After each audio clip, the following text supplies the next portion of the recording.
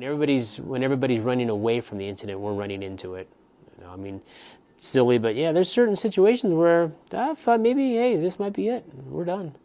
You know, you go to a big fire. I mean, the winds change, the fuels. I mean, it's just, it's hot. It gets hot when you're out there working. You know, and it's not just me looking after me. It's us looking after each other. The other engines, it's a big, big family. Once we get to the scene, certain people will have their gear on. Like yesterday, we had you pack up inside of the engine. So you could put this on, just kind of tuck it in, and then you could take the face part off and kind of wrap it around your collar like a turtleneck, I don't know if that makes sense. Just like there you go.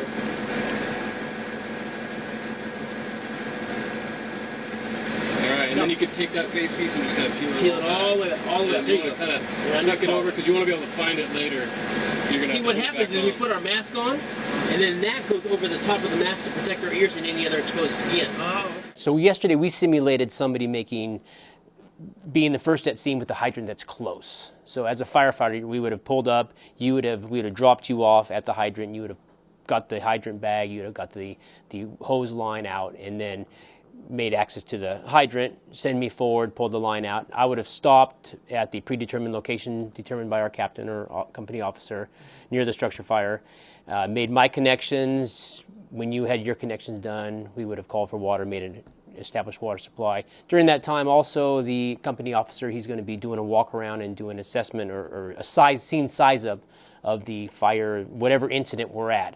So basically, he can go back to the command center and let them know what to expect when they're coming in. Basically, like I said before, is just painting a picture. If you know what you're going to be getting into, you have time to mentally prepare for what your job is going to be, what tools you might need, or what exactly you're going to be doing. Otherwise, if you just go in there blind and all of a sudden, we got to go.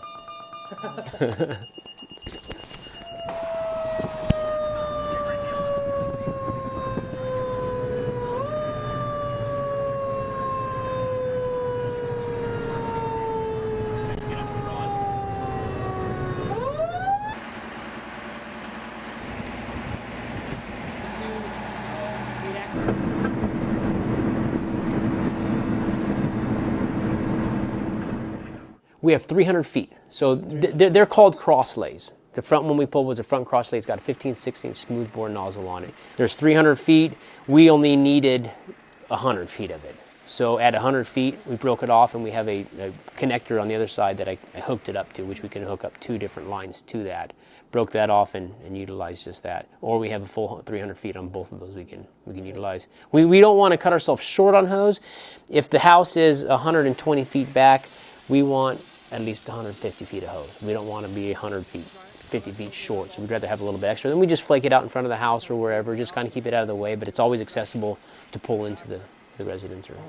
We had 100-foot laid out, which is just a simulation for laying hose line. The fire we had 2 weeks ago, I believe, there was probably 600 feet of hose laid out, just depending on where the hydrant is at. So the truck operations, we're going to typically take that to a commercial fire, or a multi-story building, hotel, apartment complex, even a commercial building. And that's going to make access to roofs easier. We only have not small ladders, but ladders that aren't going to go up 4 or 5 stories on a ground ladder. So that'll allow us to make access to roofs for rescue. It'll allow us to get water up higher onto a fire and such. Whatever I'm on isn't structurally sound. Oh, this is sound. That's when I get. How much do you weigh? I'm about 240. Ooh, 220 limit. I'm just kidding. Oh, okay.